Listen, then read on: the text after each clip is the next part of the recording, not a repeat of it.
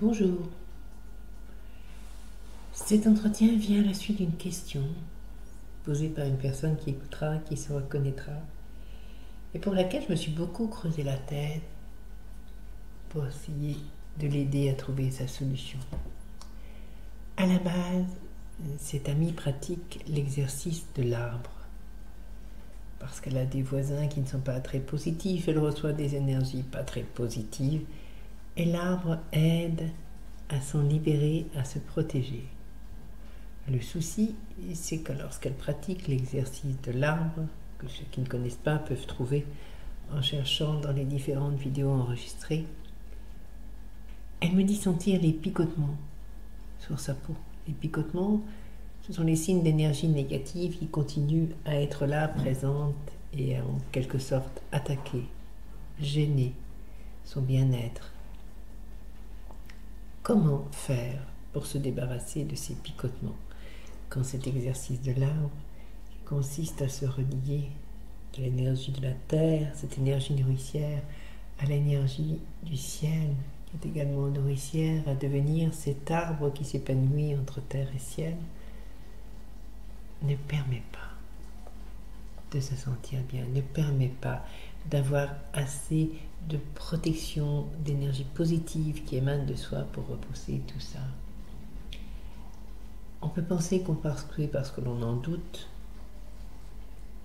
On peut penser aussi, à juste titre, que c'est parce que ce qu'il y a en face de vous est fort. Plus fort que votre capacité du moment. Alors, comment ressentir en nous cette énergie positive qui nous constitue et qui peut irradier tout autour de nous? Les Asiatiques parlent du hara. Quelque part au niveau du nombril, sous le nombril, certains connaissent ça très bien, où l'on trouve ce centre de la vie et de l'énergie. Je prends la même direction, mais lorsque j'essaie de ressentir ce centre de la vie et de l'énergie, si ça part sous mon nombril, il y a comme un fil qui tire vers le bas, plus bas. Et je me dis que là sont nos organes reproducteurs. Là sont les réserves de vie que constituent les ovules, que constituent les spermatozoïdes. Qu'ils soient à maturité, qu'il n'y en ait plus, qu'ils soient efficaces ou pas, ça ne change rien. C'est là que le système de la vie naît, la création naît. Donner la vie, c'est créer. Or, l'énergie est créatrice. L'énergie, pour moi, n'est pas différenciable de la spiritualité. On ne peut pas la séparer. On ne peut pas la séparer de ce qu'on peut appeler la foi en un principe créateur. Mais même si on ne veut pas et qu'on a peur de rejoindre une religion, il n'empêche que l'énergie peut être positive, peut être négative, elle est les deux en fait, mais que celle qui crée est la positive, celle qui donne la vie. Alors,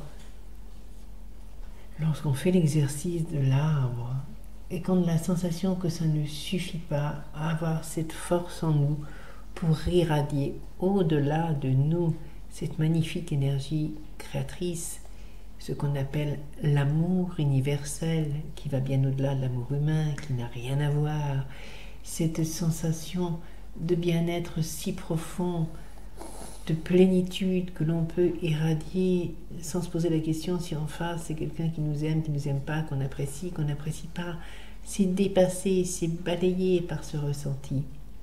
Cette énergie-là, il faut aller la chercher tout au fond de soi, comme une fleur fermée, tout en bas de nous, tout au fond, là où nous pouvons faire naître la vie, là où le lien nous rattachait à la vie, puisque c'est là où était la poche fœtale.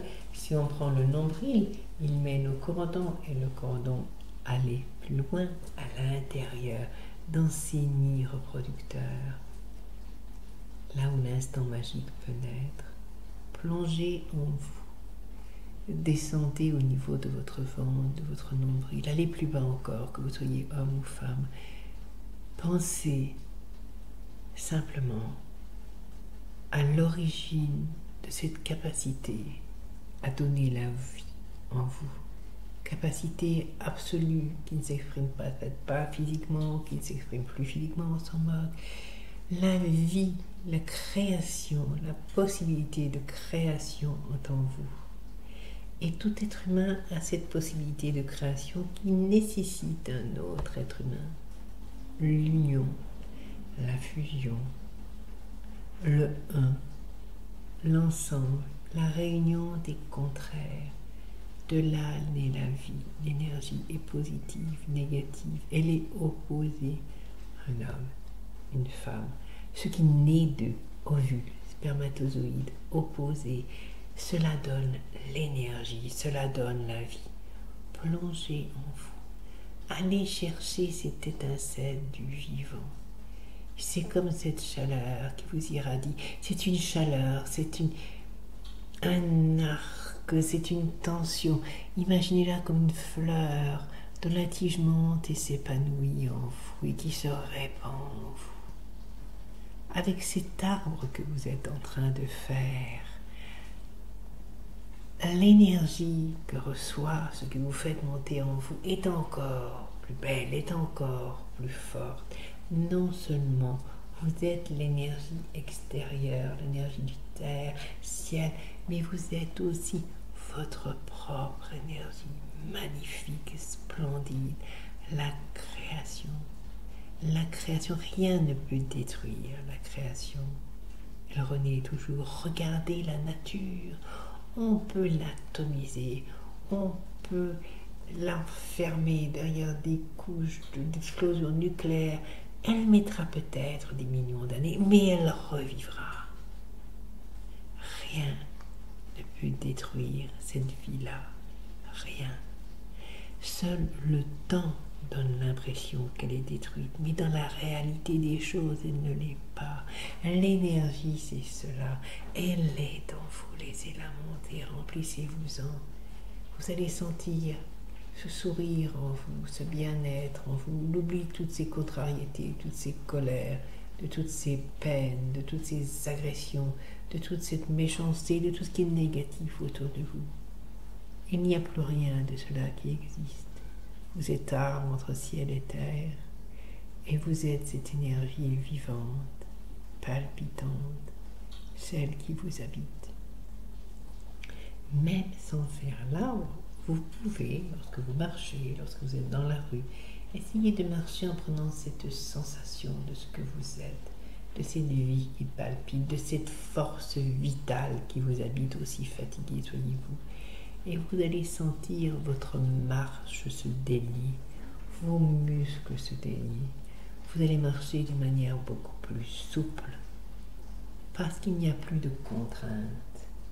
Vous allez sentir cette différence, vous sentirez votre pas se ralentir, se poser. Chaque mouvement, chaque respiration devient d'une certaine manière consciente, sans exercice répétitif, sans contrainte d'un mouvement, sans se concentrer dessus.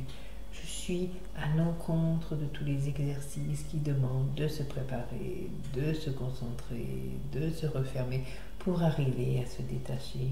Je pense, je crois, je vis très profondément qu'il suffit de laisser aller, de lâcher prise, de ressentir l'énergie en soi, autour de soi, de faire à l'arbre, de laisser monter l'énergie de la lumière en soi, de s'en baigner, de la répandre aussi loin qu'on peut au fur et à mesure qu'elle monte, comme on le fait dans l'arbre lorsque ça déborde.